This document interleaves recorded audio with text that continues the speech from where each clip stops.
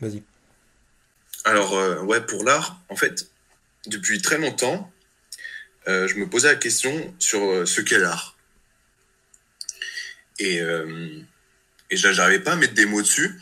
Et en plus, il y avait un YouTuber qui s'appelle Antoine Goya, qui, euh, qui aime bien parler de ces choses-là. Et ce qui est drôle avec lui, c'est que il, euh, il détruit, en fait, il critique ceux qui, par exemple, vont dire que le jeu vidéo, c'est un art, enfin, que les mangas, c'est de l'art, etc. Et les arguments qui donnaient, en fait, c'est ça le pire, c'est qu'ils sont bons, ils sont justifiés. Parce que si tu commences à dire que telle chose c'est de l'art, telle chose c'est de l'art, au final, tout est de l'art. Genre, marcher, c'est de l'art, tu vois. Tu vois, manger, c'est de l'art, sortir du parfum, c'est de l'art, en fait. Et si tout est de l'art, bah, rien n'est de l'art. Et du coup, je me posais la question, pourquoi est-ce qu'un tableau euh, du XVIIe siècle, que sais-je, c'est de l'art, et d'autres choses de nos jours, c'est pas de l'art. Et par exemple, un dessin d'enfant, c'est pas de l'art. Euh, et je cherchais vraiment des explications. Je pense que chacun d'entre nous, comme le bien et le mal, on sait c'est quoi. Mais quand tu veux mettre des mots dessus, ça devient compliqué. Et, euh, et du coup, je me suis intéressé à cette question. J'en parlais avec un collègue à moi. Et j'ai l'impression d'être arrivé à une synthèse Hmm. qui va bien sûr évoluer au fur et à mesure du temps. Mais j'ai l'impression d'avoir trouvé un peu ma définition de l'art. Alors là, j'ai pas trop réfléchi à comment expliquer ça. Mais en gros, euh, l'art, en fait, déjà, je commencerai par dire que l'art n'existe pas. L'art est un concept humain, tout comme la morale, le bien et le mal, la spiritualité, euh, la spiritualité, etc. Tu sais, il y a des mots comme ça qu'on sait, ça veut dire quoi, comme le temps, mais en fait, ça n'existe que dans notre esprit pour se comprendre. Et vu que ces mots sont inventés, qui ne désignent pas une réalité, euh, ils ont pas de, ils sont flous en fait. Hmm. Et en fait, donc je commencerai déjà par dire ça. L'art, c'est un peu comme la morale. Ça n'existe pas, mais on voit de quoi on parle. Donc là, c'est un concept inventé par les humains. Et donc ça, c'était le premier point. Et je dirais en fait que c'est un moyen, comment dire. Ah, là, j'avais réfléchi à ces questions, mais là, en parlant comme ça, j'ai un peu zappé. C'est, ah, franchement, là, je m'attendais pas qu'on parle d'art, en fait. Euh, Bah, c'est comment dire. tu veux bosser le sujet avant qu'on en parle ou... Pas vraiment, en fait, c'était un truc tout con. Je, je crois que en fait, ouais, c'est que ça, c'est plusieurs couches qui font que quelque chose est une œuvre d'art. Par exemple, un dessin d'un enfant, aux yeux de cet enfant, ça peut être perçu comme de l'art, ou dans les yeux de ses parents, mais dans le monde entier, c'est qu'un dessin d'un gosse. À part si le gosse devient un artiste hors pair et à sa mort, ses tableaux se vendent par des millions, là, le dessin qu'il a fait étant petit, étrangement, ça va devenir de l'art. Donc une sorte de Euh, reconnaissance. Une reconnaissance large, plus ou moins large, non? non, c'était pas ça. En fait, c'est plusieurs couches. C'est plusieurs définitions, plusieurs couches qui font que quelque chose est de l'art. Oui, mais C'est comme l'une de ces couches, c'est le fait que ça soit reconnu. reconnu, ouais. D'accord. Reconnu, voilà, reconnu Ok. par le monde. Ensuite, ça peut être reconnu par le temps. Mhm. C'est, euh, et, euh, ouais, c'est vrai que j'ai vraiment pas poussé la question, là. Tu m'as pris un peu au dépourvu, mais ouais, si tu veux, Ouais. bref, dis Non, non. si tu veux. Ouais, mais tu as tout à fait raison sur le temps, parce que je crois que c'était Van Gogh. Enfin, je sais pas, tu sais, il y a beaucoup d'histoires d'artistes maudits, c'est-à-dire que de leur vivant, tout le monde se fout complètement de ce qu'ils produisent et ils vivent dans la misère, dans la pauvreté, etc. Et une fois qu'ils sont morts, enfin pas une fois qu'ils sont morts, des années, des décennies, voire des siècles après leur mort, ou parfois au lendemain de leur mort, mais en général plus tard après leur mort, eh bien, il y a une reconnaissance de leur travail euh, qui va les rendre célèbres post-mortem, tu vois. Donc eux, pour eux, ça leur fait une belle jambe, mais bon. Donc oui, il y a une reconnaissance dans le temps, effectivement. C'est certainement l'un des critères. Certainement que le critère de la, de la légitimité par le nombre, plus il y a de gens qui disent ça c'est de l'art et plus potentiellement ça en est, et moins il y a de gens qui disent que ça c'est de l'art et moins potentiellement c'en est. Donc ouais, il y aurait au moins ces deux critères. Je pense, qu'est-ce que tu en penses? Puisque tu parles de critères, comme ça je réfléchis en parlant.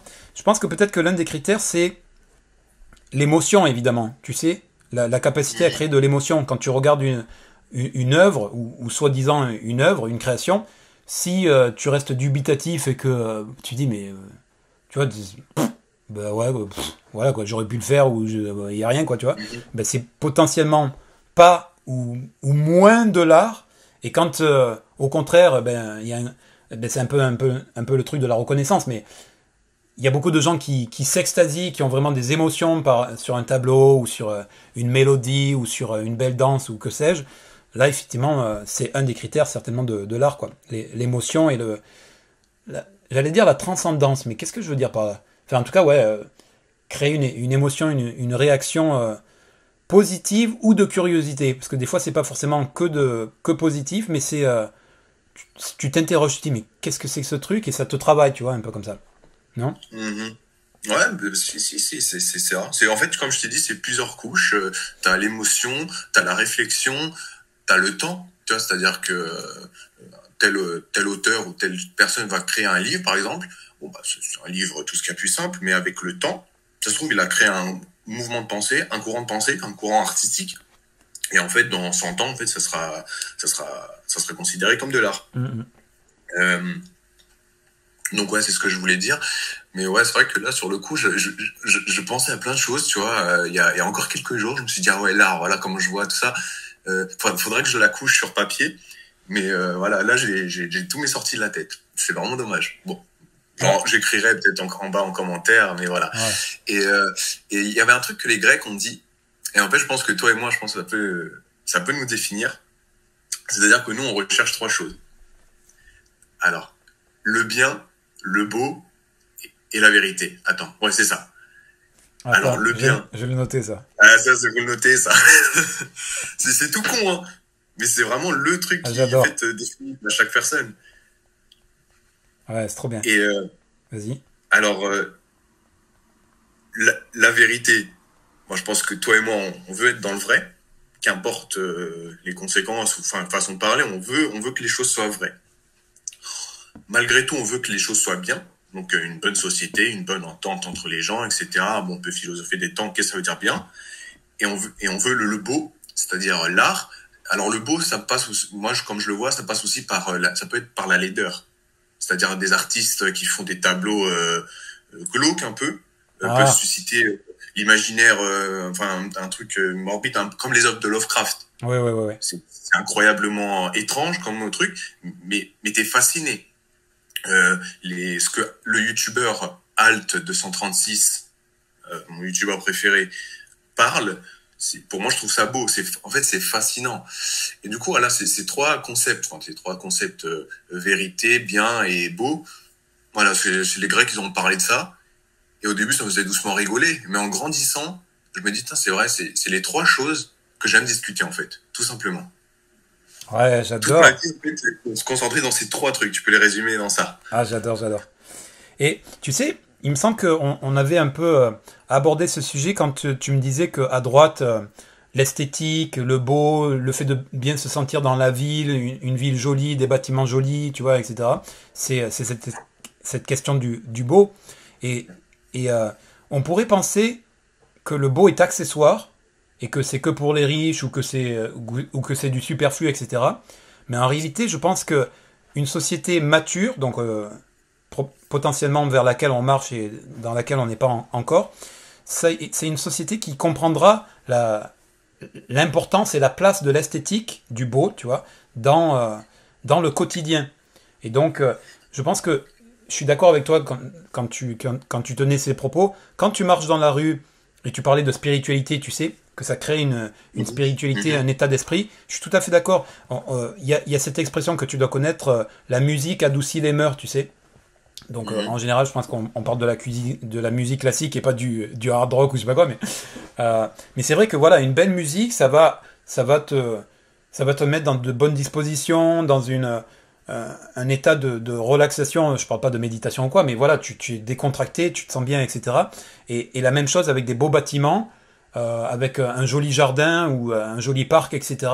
C'est pour ça que les gens, quand il fait beau ou quoi, on aime bien aller là-bas, parce que voilà, c'est beau, c'est agréable, je pense que ça fait écho, même j'ai envie de dire, puisqu'on parlait de spiritualité, ça fait écho aussi à notre nature intérieure. Pas seulement animale, parce qu'on vient de la nature et on a été beaucoup plus longtemps des animaux dans la nature que des animaux dans l'urbanisation, sur le temps long de l'histoire humaine.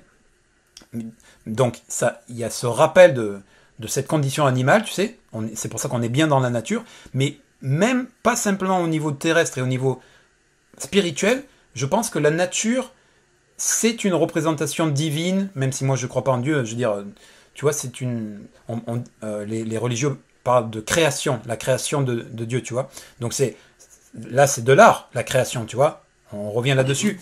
Donc et nous, selon la chrétienté, même si je suis pas chrétien, nous sommes les créatures de Dieu. Donc ce que j'essaie de dire, c'est qu'il y a un niveau pas simplement matériel et historique animal, mais il y a aussi un niveau spirituel de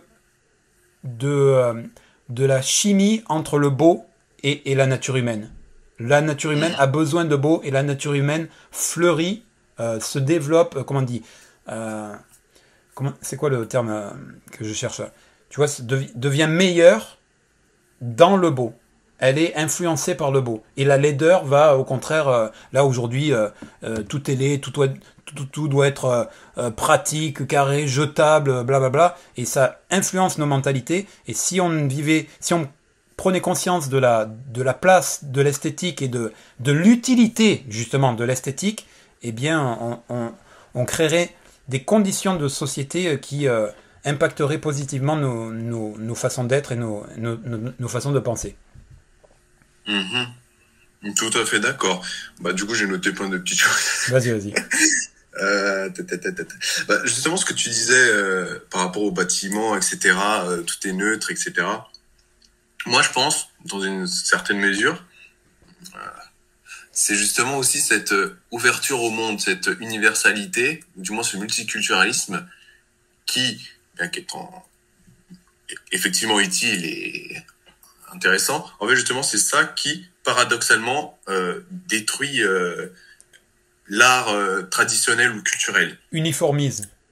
Voilà, parce que à l'époque, tu avais ta culture pour t'aider à t'inspirer pour construire un château, par exemple. Ah, par rapport à ce que tu vois et tout. Or, aujourd'hui, vu qu'il y a une philosophie du mondialisme, tu ne peux plus te permettre, par exemple, un architecte ne peut plus se permettre de utiliser sa culture pour créer, je sais pas, par exemple, un bâtiment avec des statues grecques. Parce que il sait qu'on est dans un monde où, par exemple, tu as des Indiens, tu as des Africains, et je pense qu'inconsciemment, on s'est mis des barrières pour faire des trucs neutres. Voilà, pour pas choquer les gens ou pour pas tout ça. Donc je pense que s'il y a des bâtiments, c'est pas que à cause de ça, mais si les bâtiments, etc., tout ce qu'on crée maintenant, c'est neutre, c'est justement parce qu'il y a ce mondialisme, ce multiculturalisme, et c'est ça que nous, je ouais, c'est une façon de penser. Je me mets dedans, mais c'est plus complexe. Ouais. Les gens de droite d'Internet, Ouais. on critique en fait. Nous sommes en train de détruire la culture, l'art, etc.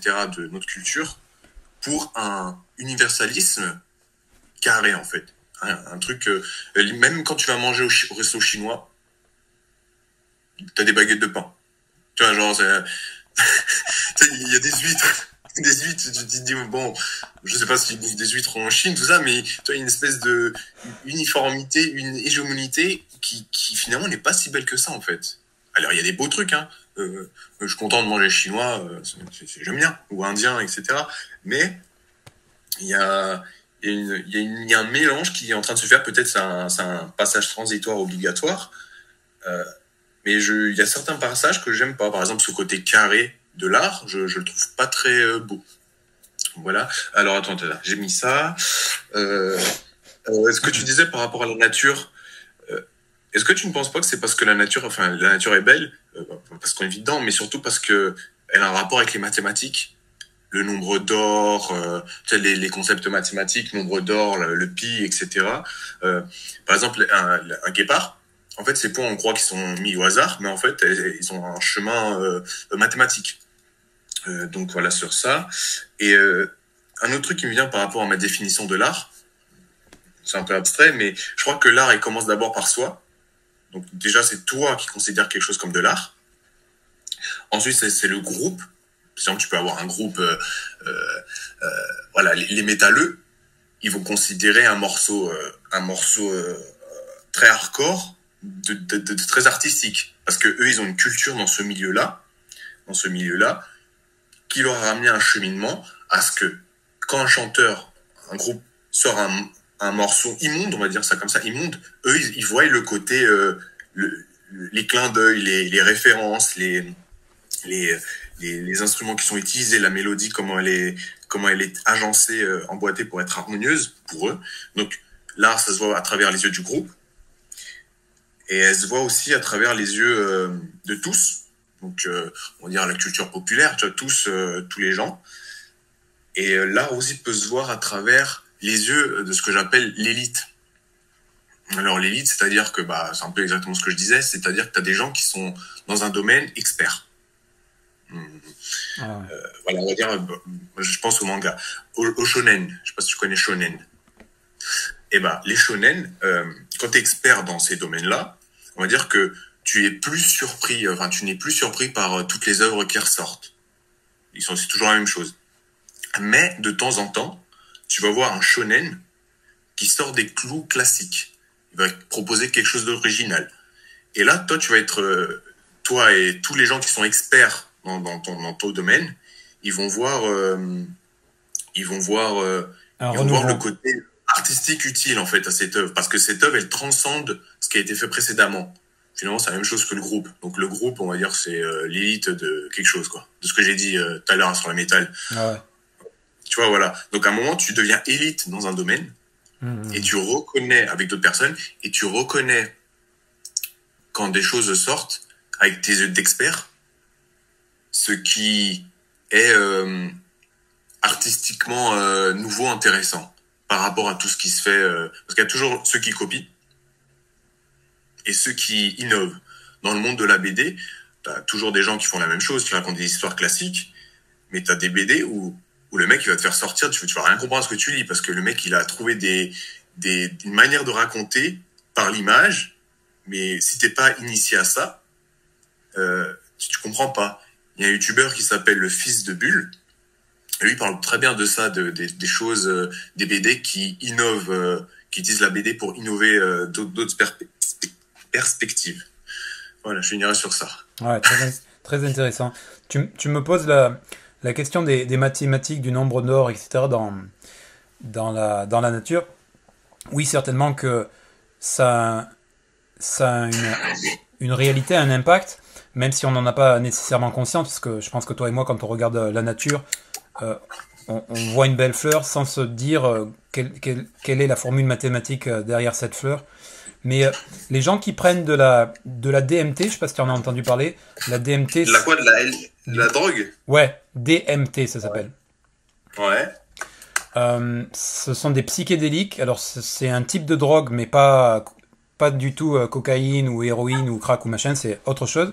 Et ce sont les psychédéliques, ce sont des drogues qui ouvrent des perceptions que tu n'as pas, parce que dans la vie quotidienne, ton cerveau il est tuné, il est réglé pour percevoir certaines choses et pas d'autres, parce que sinon tu peux pas fonctionner. Et quand tu prends des psychédéliques, ça t'ouvre des perceptions dont tu n'as pas besoin dans ta vie quotidienne a priori. Et les gens qui prennent de la DMT, pas tous, mais généralement, dans les premiers états, quand tu commences à sortir quand tu commences à rentrer dans le trip, ils racontent qu'ils voient des formes géométriques qui n'arrêtent pas de changer de forme, et ça passe du carré au rond, au triangle, ou à des formes géométriques beaucoup plus complexes. Et donc, il y aurait une espèce de géométrie, et donc de mathématiques fondamentales derrière le matériel, derrière l'existence physique, etc. Et donc, je dis ça d'un point de vue a priori spirituel ou psychédélique, mais on le sait mathématiquement et de façon tout à fait scientifique, comme tu l'as rappelé, avec le nombre d'or, pi et ces choses-là. Donc peut-être que si on parle d'un dieu ou de la source ou d'un principe créateur, eh bien, la création du monde physique est passée par ce que nous, tout à l'heure tu parlais de concept de temps, etc., ce que nous on a mis sous le terme concept de mathématiques. Donc oui, c'est juste pour valider. Oui, oui, allô? Allô? Ouais. Tu m'entends? Tu m'entends pas? Ouais, c'est bon, je te vois. Ok, tu m'entends aussi? Franchement, je crois que la prochaine fois, je change de salle parce que... Ouais. Ouais. Ok. Bon, mais voilà, simplement pour les mathématiques, oui, Ouais. les mathématiques, ouais, ça doit être une réalité. Écoute, je pense qu'on va pas tarder à s'arrêter pour cette fois, si tu veux bien. On parlera de l'intelligence artificielle et de la réalité virtuelle une prochaine fois. Peut-être de mon côté un dernier truc à dire. Tu sais, au Japon, c'est bizarre parce que c'est à la fois une culture et une nation, une société, une civilisation, enfin civilisation, je sais pas, mais en tout cas une culture, une nation, qui a su garder plus peut-être que la France des traditions, le fait par exemple de porter le kimono. En France, on porte plus les habits de jadis, en dehors de spectacles ou je sais pas quoi, tu vois. Tandis qu'au Japon, ça se fait, par exemple. Mais aussi, il y a en parallèle, malheureusement, ma maison, elle est tout à fait banale, quoi. Elle est d'aujourd'hui, elle est moderne et elle a rien de japonais et elle a rien même non seulement de japonais, mais de spécifique, tu vois. Bon, je suis très heureux, hein, je la trouve belle parce que c'est ma maison, je suis propriétaire et on y est bien et elle est neuve, etc. Mais je veux dire, elle a pas nécessairement un cachet, un truc qui va rester dans le temps. Et malheureusement, ça s'observe souvent au Japon. Ils détruisent leurs vieux bâtiments et ils n'ont pas le même sens du patrimoine qu'on a nous, même si nous, on l'a peut-être pas suffisamment. Et ils remplacent et c'est aussi pour des raisons pratiques à cause des séismes et des nouvelles normes de sécurité, du progrès technique, etc. Machin truc. Mais souvent, moi et d'autres Français ou d'autres étrangers qui vivent au Japon, on se désole un peu de dire putain, ils sont en train de détruire ce vieux quartier, ils vont le remplacer par des trucs à la con d'aujourd'hui, machin truc, tu vois. On se fait aussi cette réflexion. Alors, il faut quand même nuancer cette réflexion parce que il y a quand même des temples dans tous les quartiers, des sanctuaires, et tu peux en quelques minutes, en faisant quelques pas, te retrouver dans le Japon d'antan, tu sais. Mais à côté de ça, il y a aussi quand même une espèce d'uniformisation qui existe. Donc, est-ce que le Japon, c'est le bon exemple qui sait marier le moderne et la tradition, ou est-ce que malgré tout, il y a une supplantation du moderne, sans que ça veuille dire quelque chose forcément de positif, sur le traditionnel? Je sais pas. Mais ça existe aussi ici. Les gens de droite d'Internet, en fait, on est fasciné par le Japon. C'est-à-dire on se critique, nous, en se disant, tu vois, les Japonais, eux, ils ont réussi à faire un truc que les droitards, on va dire ça comme ça, fantasme, je préfère. C'est-à-dire garder ce que j'ai appelé la dernière fois l'archéofuturisme. L'archéofuturisme. C'est-à-dire garder la tradition et être dans l'innovation en même temps. Et franchement, en fait, je pense que la sphère de droite d'Internet, elle est admirative du Japon dans ce domaine. Et je sais plus par rapport à ce que tu as parlé de l'architecture au Japon, est-ce que tu parlais aussi des temples, des trucs architecturaux, des trucs qui datent de très longtemps? Ça aussi, je pense qu'il me semble que chez vous, on détruit et on répare, etc. pour refaire au propre. Alors, il y a des choses qui sont, comme par exemple le château d'Osaka, qui est l'attraction principale de la ville, si tu veux. Il a été reconstruit parce qu'il a été détruit dans un incendie. Donc, si on veut, c'est un accident qui a nécessité une reconstruction. Et même s'il a été modernisé, parce que maintenant il y a un ascenseur et il y a un accès pour les personnes handicapées, etc., il a quand même été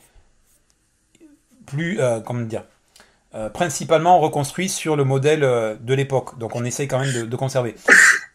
Donc sur les temples et les sanctuaires et les châteaux, on essaye plutôt de conserver. Mais comme il y en a quand même beaucoup, et bien malheureusement, il y a des petits temples ou des petits sanctuaires qui finissent par... ils sont trop vieux et au lieu de les rénover, eh ben, ils sont détruits pour être remplacés par des maisons normales, etc. Mais en général, plutôt, en tout cas les lieux principaux, qui sont assez nombreux et importants dans la culture japonaise, eux, oui, on les conserve et on les rénove avec les techniques d'antan.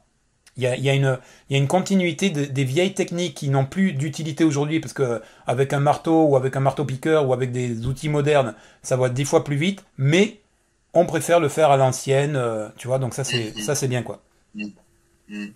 Ouais. Ouais, ça me fait penser à, je crois que j'avais vu une vidéo, j'ai vu si c'est Dirty Biology qui en parlait, mais il a utilisé l'exemple du fameux bateau de Thésée, il me semble que c'est ça, ou non, c'est à moins que c'est le youtubeur Monsieur Phi. Enfin bref, qu'importe.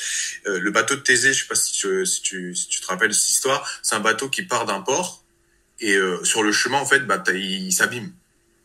Et du coup, ils sont obligés de changer les pièces du bateau jusqu'à ce que le bateau soit entièrement fait qu'avec des nouvelles pièces.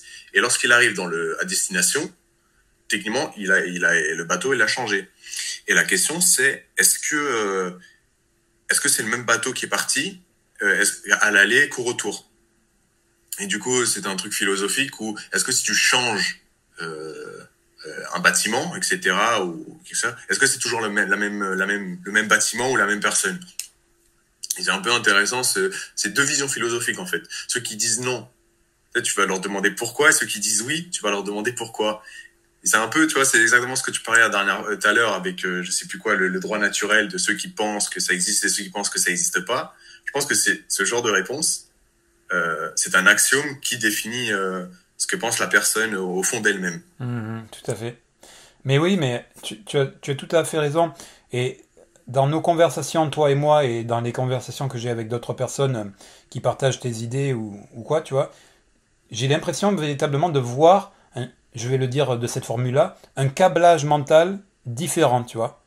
Et donc, c'est ce qu'on disait, soit droit naturel, soit ceci, soit cela, etc. Enfin, tout un tas de choses qui vont montrer un câblage mental différent.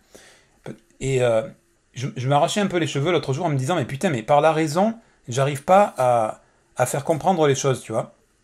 Mhm. En me basant sur... c'est pas moi, Guillaume Tanneux, qui dit que je te dis ce que je te dis parce que dans le passé, on a vu telle chose, etc., etc. Donc, basé sur ce qu'on a vu dans le passé et ce qu'on voit dans le présent, eh bien, on voit qu'il y a une pattern, on voit qu'il y a une continuité, une réalité qui est là, quoi. C'est pas moi qui la fantasme, qui l'invente, etc. Et j'arrivais pas à faire comprendre mon interlocuteur et je me disais, mais putain, la logique, ça suffit pas, quoi. Tu vois, c'est parce que il y a un câblage mental moi j'ai un câblage mental comme ceci et telle autre personne a un câblage mental autre qui fait que par la simple rationalité on va pas arriver à s'entendre, quoi, tu vois. Et c'est l'une des raisons qui font que j'en ai un peu soupé là pour l'instant de la politique, mais ça m'arrive par phase, hein. Des fois je fais plus de politique pendant longtemps et puis après je suis à fond dedans. Donc pour l'instant voilà, je me dis mais putain, mais est-ce qu'il n'y a pas dans l'art, dans la création, dans l'esthétique, dans la beauté, dans d'autres formes d'expression, la possibilité de transcender, de dépasser ouais, cette incompréhension mutuelle à cause d'un câblage mental différent? Est-ce qu'il n'y a pas des choses qui sont au-dessus du terre-à-terre et qui vont pas réussir à parler à nos différentes mentalités? Et tu comprends ce que le charabia que... Mhm. Voilà. Ah, tout à fait. Tout à fait, tout à fait. Bah, je pense que, tu vois, ça, c'est pas possible. Ah. Ou du moins, c'est possible à 80-90%, mais il y aura toujours un pourcentage de la population. Par exemple, comme tu dis, par exemple, imaginons qu'il y a une histoire incroyable, touchante, un truc universel, où toutes les cultures se comprennent sur ce point-là, un truc qui te rend triste. Voilà, je sais pas, une histoire de guerre, enfin un truc que tous les peuples ont vécu et qui rend triste. Et ben t'as quand même des gens, tu vois, qui peuvent ne pas être impactés. Ils peuvent dire, moi c'est triste, mais sans être triste comme toi, ou carrément pire en s'en foutant totalement. Tu sais, vu qu'il y a des gens qui ont des problèmes mentaux, tu sais, les tueurs en série, ils ont quoi comme problème? Autiste? non, ils ont un manque Ah, un manque manque d'empathie? de compassion, Ouais, empathie, tout ça, ouais, voilà. ouais, Et ben, d'accord. par exemple, ces gens-là, dans les cas extrêmes, tu vois, tu peux leur montrer une œuvre d'art qui normalement devrait impacter tout le monde, bah eux, ça les impacte pas. Et je pense, tu vois, que tout est, tu vois, il y a pas de, tout n'est pas binaire. On va reprendre le terme des féministes, mais voilà, tout n'est pas binaire. C'est-à-dire que pour moi, j'ai un peu cette philosophie du tas de riz. Je sais plus c'est quoi le. En fait, l'histoire, c'est à quel moment un tas de riz n'est plus un tas de riz, ou un riz devient un tas de riz. Par exemple, quand tu as 2 riz, est-ce que ça fait un tas? Est-ce que quand tu as 3 riz, ça fait un tas? Voilà, etc. Et quand tu as 100 grains de riz, est-ce que ça fait un tas? Voilà, tu vois, mais pourquoi? Et tu vois, je pense que moi j'appelle ça la loi, inventer un peu la loi du tas de riz. C'est-à-dire que il n'y a pas un moment une fissure nette. C'est c'est euh, c'est c'est progressif. C'est progressif, comme le vivant. On sait, en science, en biologie, les mecs ne trouvent pas une définition du vivant. Parce qu'à chaque fois qu'ils donnent une définition, t'as je sais pas combien de contre-exemples à côté. Et en fait, tu vois, pour moi, le vivant, comme ce qu'on disait là sur les impacts de l'art, en fait, c'est pas binaire, c'est progressif. T'as des gens qui vont être touchés, t'as d'autres qui vont moins être touchés, t'as d'autres qui vont pas du tout être touchés. Et j'aime bien un peu voir ces choses, cette réalité, comme des tas de riz. C'est un peu le comment ça s'appelle, c'est pas linéaire, ça se ferme pas d'un côté ça et d'un côté ça. Non, c'est progressif. T'as une majorité qui sera comme ça, mais t'auras quelques exceptions, t'auras d'autres exceptions, et t'auras une autre majorité qui sera autrement. Euh, Alors, qu'est-ce que j'avais marqué? Histoire qui impacte, ouais. Ce que tu disais sur il y a des visions qui sont totalement opposées que tu pourras jamais expliquer. Bah, je crois moi j'ai appelé ça le nœud atomique. Enfin, le nœud atomique, c'est-à-dire, enfin, en gros, dans le cerveau, dans notre esprit, t'as, t'as un, t'as un problème initial, en fait, un problème réel. Par exemple, quand tu parles de sujets tels que l'homosexualité à des gens, t'as des gens qui vont être pour et t'as des gens qui vont être contre. Mais en vrai de vrai, c'est pas ça qu'il faut poser la question aux gens. C'est, par exemple, est-ce qu'ils sont croyants ou pas? Parce que si la personne qui est contre l'homosexualité, en fait, si tu parles avec elle, en fait, tu vois que le problème, c'est pas l'homosexualité, c'est que le fait qu'elle soit croyante, qu'elle croit en Dieu, et du coup, en la valeur de son livre qui d'après lui, dirait ça. Donc, en fait, le problème, tu vois, d'un problème politique, en fait, tu vois, Ah, le vrai nœud atomique de la personne, c'est sa croyance. Et je sais plus c'était quoi que tu disais, que t'arrivais pas à argumenter contre quelqu'un parce que tu penses qu'il pense totalement différemment de toi. Et je pense que c'est ça. Il y a plein d'axiomes initiales et qu'il faut les trouver. Et puis moi, quand je parle avec les féministes, ouais, en général les féministes, j'essaie d'attaquer directement d'attaquer gentiment, hein, mais j'essaie de sauter toutes ces étapes intermédiaires. Est-ce que les femmes et les hommes sont complémentaires, pourquoi, etc. Pour aller directement au problème initial. Et je trouve que c'est beaucoup plus enrichissant. Et en général, les gens, tu vois, ils comprennent mieux, ou du moins, peut-être moi, je comprends mieux, pourquoi est-ce que lui, il est pas d'accord avec moi et pourquoi moi, je suis pas d'accord avec lui. Voilà. Et dernier point, ce que tu disais aussi, ça me fait penser à ce que Julien Rochdy avait dit. Dans sa vidéo, je crois que c'était Philosophie de droite. Au tout début de sa vidéo, bon, il parlait un peu de tout, de rien, mais il avait dit à un moment qu'il y a un auteur qui avait dit que dans le câblage des individus, il y avait 2 types d'individus. Alors, je sais pas si c'est vrai, si c'est faux, etc. On s'en fout, mais c'est très intéressant comme pensée. T'as ceux qui mentalement, biologiquement, ils sont attirés par ce qui est nouveau, et t'as ceux qui sont attirés par leur milieu. En gros, pour faire simple, les introvertis et les extravertis, mais de manière plus culturelle. conservateur Et du ou je sais pas quoi là. Ou Ouais, c'est ce qui progressiste. expliquait, genre, je dis, du coup, ça crée, en fait, c'est ça la dichotomie droite et gauche. Et, enfin, voilà. Mais du coup, voilà. Ouais, ouais, ok. Bah, allez, on va terminer là. Comme moi j'ai une vision spirituelle du, du, de tout, du monde de tout, quoi, je me, je me dis, même si ça me fait un peu chier, enfin j'essaie de comprendre pourquoi est-ce qu'on a ces câblages différents, mais je me dis que ça a une utilité pour vivre l'expérience. Et que, et que voilà, il faut pas que ça soit un long chemin tranquille et qu'il faut qu'il y ait des obstacles et qu'il faut qu'il y ait des remous, etc. pour créer de l'intérêt et que ça puisse apporter quelque chose à la conscience suprême ou peu importe comment on appelle ça. Euh, et que donc c'est elle qui va créer ces différentes individualités. Enfin, c'est pas qu'elle les crée, c'est que c'est elle-même qui s'incarne en ces différentes individualités. Et moi, ça me fait chier. J'aimerais bien qu'on pense toutes la même chose pour que on avance, tu vois, facilement, rapidement, etc. Mais peut-être que c'est pas une bonne chose et que et que je crois que ce serait une bonne chose et qu'en réalité, ça mènerait à, à de l'immobilisme ou que sais-je quoi. Donc même si ça me fait chier qu'il y ait différentes câblages mentaux, eh ben, peut-être que c'est nécessaire quoi. Voilà, ça sera ma conclusion. Bah, je terminerai pour dire que, en fait, ça me revient à ce qu'on disait au tout début, dans notre première discussion, par rapport aux sociétés où tout le monde donne son avis, façon de parler grossièrement. Imagine qu'il, dans le fond de fond, bien, je parle pas de biologie quand je parle d'axiome initial, c'est la personne comme elle a été construite. S'imaginons qu'il y a, chacun voit pas la même réalité que son voisin, ou du moins, il y a quelques groupes. Imaginons que dans le monde, en réalité, il y a quatre types, deux ou trois types de groupes ou une dizaine qui voient le monde différemment. Du moins parce que leurs axiomes, comme tu dis, il y a certains qui voient, tu peux leur expliquer par A plus B, eux, ils voient la chose différemment.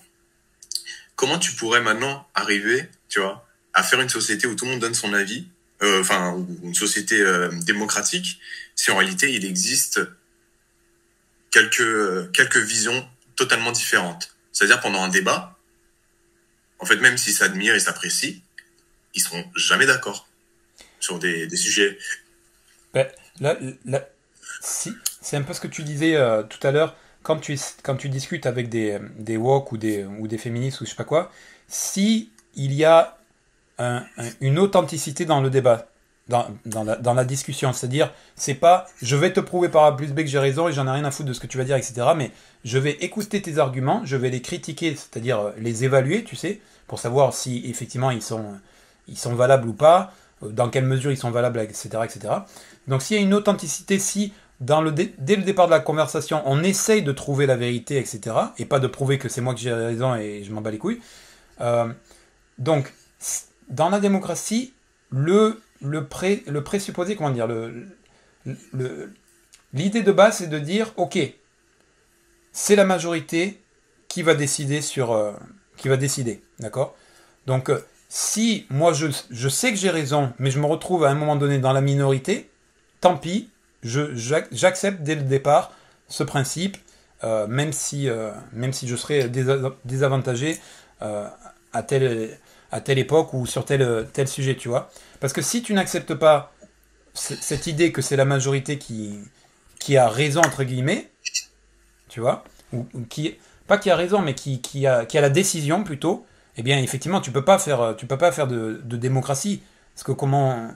Ou alors il faut inventer quelque chose que je ne serais pas inventé là, c'est-à-dire que une société, il y a un territoire, il y a une nation, il y a un drapeau, il y a une hymne, mais à l'intérieur, il peut y avoir différentes communautés qui vivent côte à côte, mais différemment les unes des autres. Franchement, je dis pas que c'est impossible, mais moi je préfère l'idée de la démocratie qui dit que c'est la majorité qui décide, et donc à un moment donné, tu peux te retrouver en minorité, à d'autres moments tu es dans la majorité, etc. quoi. Tu vois. Moi, je pense que c'est le meilleur truc, mais vraiment, ça pose problème. Bon, après, c'est à supposer.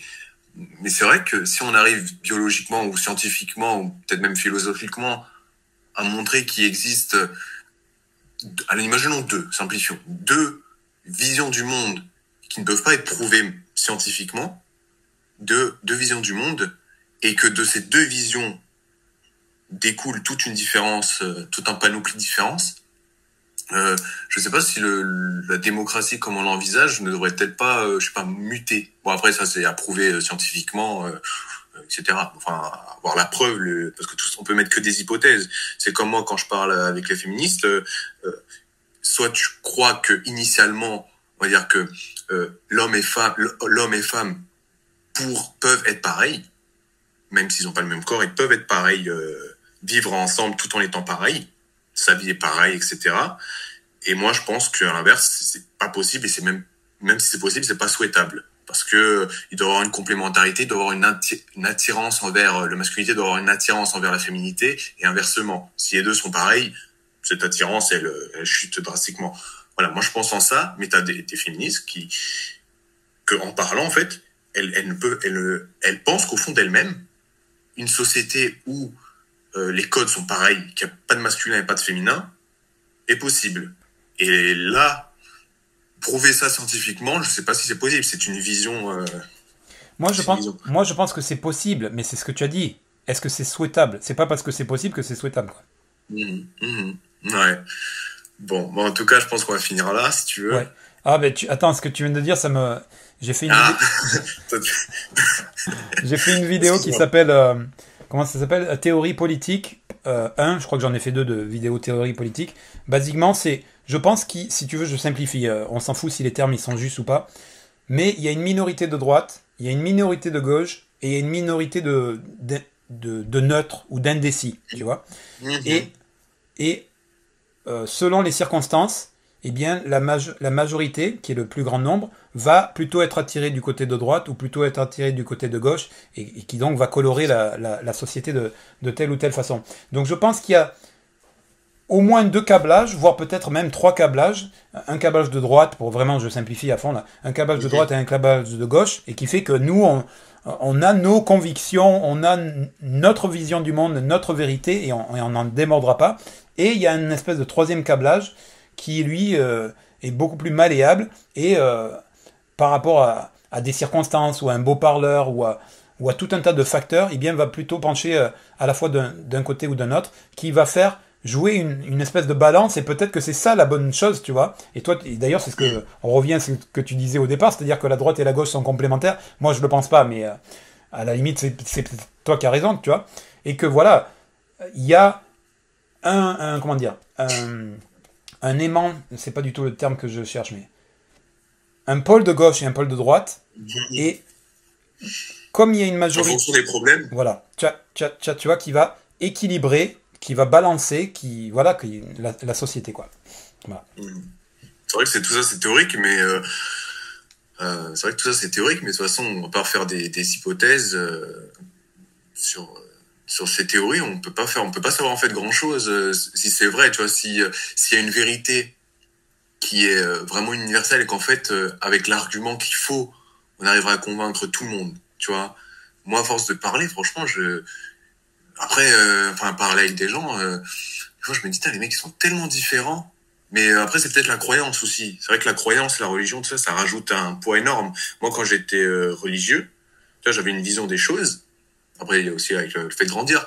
Mais que quand je suis passé en athée, mais toutes mes concepts se sont envolés. Genre, je sais plus c'était quoi dans la religion. Je sais plus, par exemple, c'est pour l'homosexualité. Bon, je pense que j'ai toujours été pour, mais en étant croyant, j'étais un peu plus dubitatif, tu vois, parce qu'il y a Dieu, etc. Donc j'étais plus dubitatif. Et une fois que je me suis rendu compte que j'étais plus croyant, plutôt, on va dire ça comme ça, toutes ces considérations, j'ai tout revu mes pensées. Ma question sur l'homosexualité, la question sur l'avortement, l'IVG, etc. Tout ça, toutes mes croyances, en fait, ils ont changé. Donc, est-ce que c'est pas les croyances, en fait, qui font ça, et que ce sont justement juste des croyances, et que la science, elle apportera la vérité? Donc voilà. Mais ouais, ton histoire de pôle avec un extrême là, un extrême à droite, un extrême à gauche, et au milieu, la majorité, c'est vrai que c'est possible aussi, ouais. Ok. Cool. Bon. Allez, on s'arrête là pour cette fois, ça va? Allez, ciao, ciao. Attends, ne raccroche pas, hein. J'arrête la vidéo. Oui, bien sûr. Allez, ciao, ciao. Ciao.